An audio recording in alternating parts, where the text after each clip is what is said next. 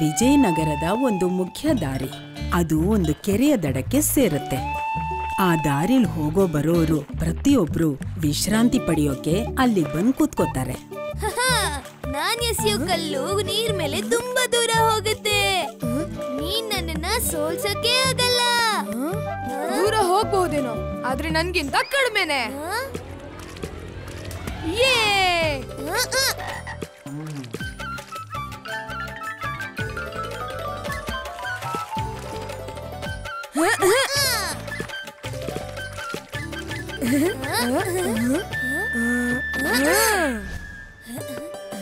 ಇದೆಂಥ ಕಲ್ಲಿದು?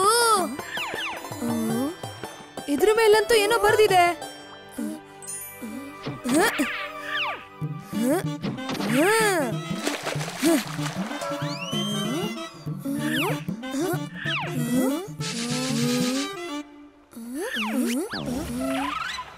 ಅಯ್ಯೋ ಏ ಮಕ್ಕಳೇ, ಆ ಕೆರೆ ದಂಡೆ ಮೇಲೆ ಏನ್ರೋ ತಲೆ ಹರಟೆ ಕೆಲ್ಸ ನಿಮ್ದು? ಹಾ, ನಡೀರಿ ನಡೀರಿ, ನಿಮ್ ಮನೆಗಳಿಗೆ ನಡೀರಿ. ನಾವು ಉಲ್ಟಾ ಪಲ್ಟಾ ಆಗಿ ಯಾಕೆ ಹೀಗ್ ನೋಡ್ತಾ ಇದೀವಿ ಅಂತಂದ್ರೆ, ಇದ್ರ ಮೇಲ್ ಬರ್ದಿರೋ ಚಿತ್ರದ ಬಗ್ಗೆ ಸೀದಾ ಮತ್ತೆ ಸರಿಯಾಗಿ ಅರ್ಥ ಮಾಡ್ಕೊಳಕ್ಕೆ. ಚಿತ್ರನ ಈ ಕಡೆ ಬಾಯಿಲಿ, ಇಲ್ ಬಾರೋ.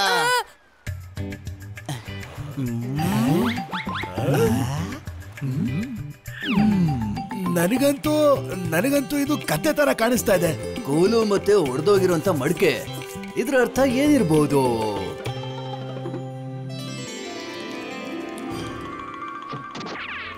ಇಲ್ಲಿ ನೋಡಿ, ಕತ್ತೆ ಮತ್ತೆ ಕೋಲು.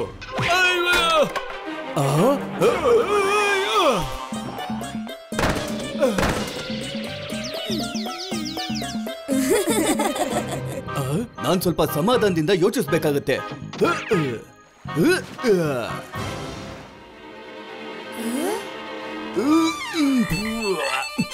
ಇದೇನಿದು? ಆಶ್ರಮದ ಗುರುಗಳ ಹತ್ರ ಕೇಳೋಣ. ಗುರುಗಳಂತೂ ತೀರ್ಥಯಾತ್ರೆಗೆ ಹೋಗಿದ್ದಾರೆ. ಏನು, ಗುರುಗಳಿಲ್ವೇ? ಹಾಗಿದ್ರೆ ಶಿಷ್ಯರ ಹತ್ರನೇ ಕೇಳೋಣ. ನೀವು ನಮ್ ಜೊತೆ ಬರೋದಿಕ್ ಸಾಧ್ಯ ಆಗತ್ತಾ ಶಿಷ್ಯ ವೇದಪಾಲ ಅವರೇ? ಇದು ಒಳ್ಳೆ ಅವಕಾಶ. ನನ್ನ ಕೆಲಸಗಳನ್ನ ಈ ಹಳ್ಳಿ ಜನಗಳ ಕೈಲಿ ಮಾಡಿಸ್ಕೊತೀನಿ.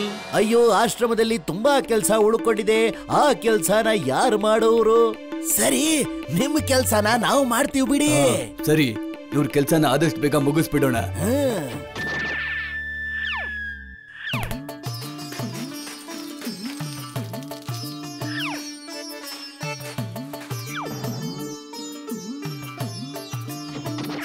ಗುರುಗಳು ಇಲ್ದೇ ಇರೋಂಥ ಸಮಯದಲ್ಲಿ ಊರಿನ ಜನಗಳು ಆ ಚಿತ್ರದ ಬಗ್ಗೆ ತಿಳ್ಕೊಳ್ಳೋದಿಕ್ಕೆ ಅವ್ರ ಶಿಷ್ಯ ವೇದಪಾಲನ್ನ ಕರ್ಕೊಂಡ್ ಬಂದ್ರು. ಶಿಷ್ಯ ವೇದಪಾಲ ತನ್ನನ್ ತಾನು ತುಂಬಾ ಬುದ್ಧಿವಂತ ಅಂತ ತಿಳ್ಕೊಂಡಿದ್ದ. ಕಲ್ಲಿನ ಮೇಲಿದ್ದ ಚಿತ್ರದ ಬಗ್ಗೆ ತನ್ನಿಷ್ಟದ ಪ್ರಕಾರ ಊರಿನ ಅಮಾಯಕ ಜನಗಳಿಗೆ ಆಳವಾಗಿ ತಿಳಿಸೋದಿಕ್ಕೆ ಶುರು ಮಾಡ್ದ. ಇದಂತೂ ತುಂಬಾ ಕಷ್ಟ ಇದೆ, ಆದ್ರೆ ನನಗಂತೂ ಅಲ್ಲ. ಈ ಕೋಲನ್ನ ನೋಡ್ತಿದ್ದೀರಲ್ಲ, ಇದ್ಯಾವುದೋ ಸಾಧಾರಣವಾದ ಕೋಲಲ್ಲ. ಇದೊಂದು ಮಾಯೆ ಕೋಲು. ಮತ್ತಿಲ್ಲಿರುವ ಮನುಷ್ಯ ಇದಾನಲ್ಲ, ಮನುಷ್ಯ ಎಲ್ಲಿದ್ದಾನೆ? ಅವನೇ ಕೈಯಲ್ಲಿ ಕೋಲ್ ಹಿಡ್ಕೊಂಡಿರೋದು. ಆದ್ರೆ ನಮ್ಗೆ ಕಾಣಿಸ್ತಾನೆ ಇಲ್ವಲ್ಲ. ಯಾರೋ ಈ ಕೋಲನ್ನ ಹಿಡ್ಕೊಂಡು ನಿಂತಿರೋ ಹಾಗೆ. ಹೌದಾ? ಅಷ್ಟು ಬುದ್ಧಿವಂತಿಕೆ ಇದ್ರೆ ಹಾಗಾದ್ರೆ ನೀವೇ ಇದನ್ನ ಅರ್ಥ ಮಾಡ್ಕೊಳ್ಳಿ. ನಾನಿಲ್ಲಿಂದ ಹೊರಟೆ. ನೀವು ಜ್ಞಾನಿಗಳು, ನೀವೇ ನಮಗೆ ಹೇಳ್ಬೇಕು. ಹೇಳ್ತೀನಿ. ಇಲ್ಲಿ ಯಾವ ಮನುಷ್ಯ ಕೈಯಲ್ಲಿ ಮಾಯೆ ಕೋಲ್ ಹಿಡ್ಕೊಂಡು ನಿಂತಿದ್ದಾನೋ ಅವನು ಸಾಮಾನ್ಯದವನಲ್ಲ. ಈ ವಿಜಯನಗರದ ನಾಯಕ. ಅವನು ಎಷ್ಟೋ ವರ್ಷಗಳ ಹಿಂದೆ ಈ ವಿಜಯನಗರದ ರಕ್ಷಣೆ ಮಾಡ್ತಾ ಮಾಡ್ತಾ ತನ್ನ ಪ್ರಾಣವನ್ನ ತ್ಯಾಗ ಮಾಡಿದ್ದಾನೆ. ನಾನು ನೋಡ್ತಾ ಇದ್ದೀನಿ. ಇಲ್ಲಿಂದ ಯಾವುದೇ ವ್ಯಕ್ತಿ ಹೋಗ್ತಿರುವಾಗ ಇವರ ಪ್ರಶಂಸೆಯನ್ನ ಮಾಡ್ಲಿಲ್ಲ ಅಂತಂದ್ರೆ, ಅವರನ್ನ ಪೂಜನೀಯ ಸ್ಥಾನದಲ್ಲಿ ನೋಡ್ಲಿಲ್ಲ ಅಂದ್ರೆ, ಒಡೆದು ಹೋಗಿರೋ ಮಡಕೆ ಥರ ಅವನ ಜೀವನ ನಾಶವಾಗಿ ಅವನು ಕತ್ತೆ ಆಗಿ ಹೋಗ್ತಾನೆ. ಕಲ್ಲಂತೂ ಮಾತಾಡೋದಿಲ್ಲ. ಅಲ್ಲಿದ್ದ ಜನಗಳು ಅವನು ಹೇಳಿದ ಮಾತನ್ನೇ ನಂಬಿಟ್ರು. ಮತ್ತೆ ಆ ಕಲ್ಲಿಗೆ ಪೂಜಾರಿಯಾಗಿ ಆಶ್ರಮದ ಶಿಷ್ಯ ವೇದಪಾಲನಿಗೆ ಒಪ್ಸಿದ್ರು. ಮತ್ತೆ ಅವನು ಉಲ್ಟಾ ಸೀದಾ ಮಂತ್ರಗಳನ್ನ ಓದ್ತಿದ್ದ. ಈ ಕಲ್ಲಿಗೆ ಹಾಲಿನಿಂದ ಅಭಿಷೇಕ ಮಾಡಿ. ಮಾಡಿಸ್ತೀವಿ ಸಾಕು ಸಾಕು, ತುಂಬಾ ಆಯ್ತು, ಅದನ್ನ ಇಲ್ಲಿ ಕೊಡಿ. ಇದೇ ರೀತಿ ತುಂಬಾ ದಿನಗಳು ನಡೀತಾ ಇತ್ತು. ಕೆಲವು ತಿಂಗಳುಗಳ ನಂತರ ಆಶ್ರಮದ ಗುರುಗಳು ಅಲ್ಲಿಗೆ ವಾಪಸ್ ಬಂದ್ರು. ಪರಿಸ್ಥಿತಿ ನೋಡಿ ಆಶ್ಚರ್ಯಪಟ್ರು.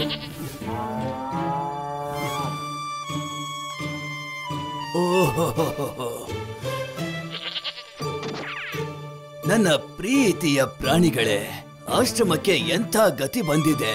ಶಿಷ್ಯ ವೇದಪಾಲ,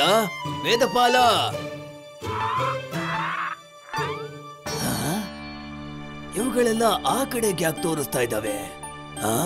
ಮತ್ತೆ ಅಲ್ಲಿ ಜನಸಂದಣಿ ಯಾಕಿದೆ?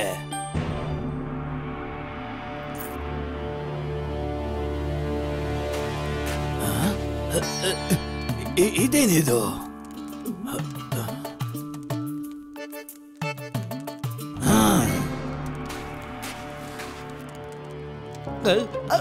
ಗುರುಗಳು,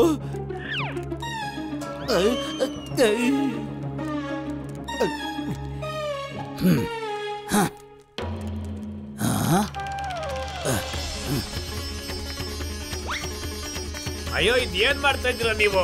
ಅಯ್ಯೋ ಯಾರಾದ್ರೂ ತಡೀರಿ ಇವ್ರನ್ನ. ನಾವ್ ಆ ತರ ಎಲ್ಲ ಆಗಕ್ ಬಿಡಲ್ಲ. ನಮ್ ದೇವ್ರನ್ನು ನಾವು ಹೊಡೆದಕ್ ಬಿಡಲ್ಲ. ಈಗ್ಲೇ ಹೇಳ್ತಾ ಇದೀವಿ. ಹೌದಾ? ಬೇಡ.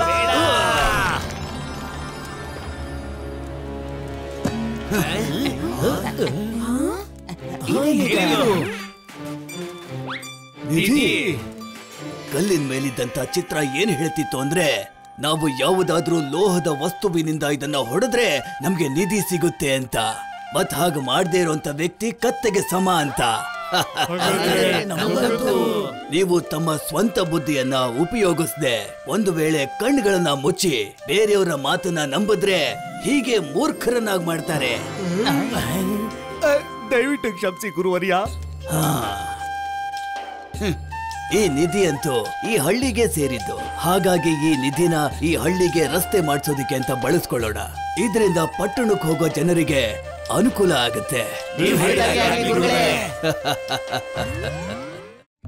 If you like this video, subscribe to our channel Murthy Media.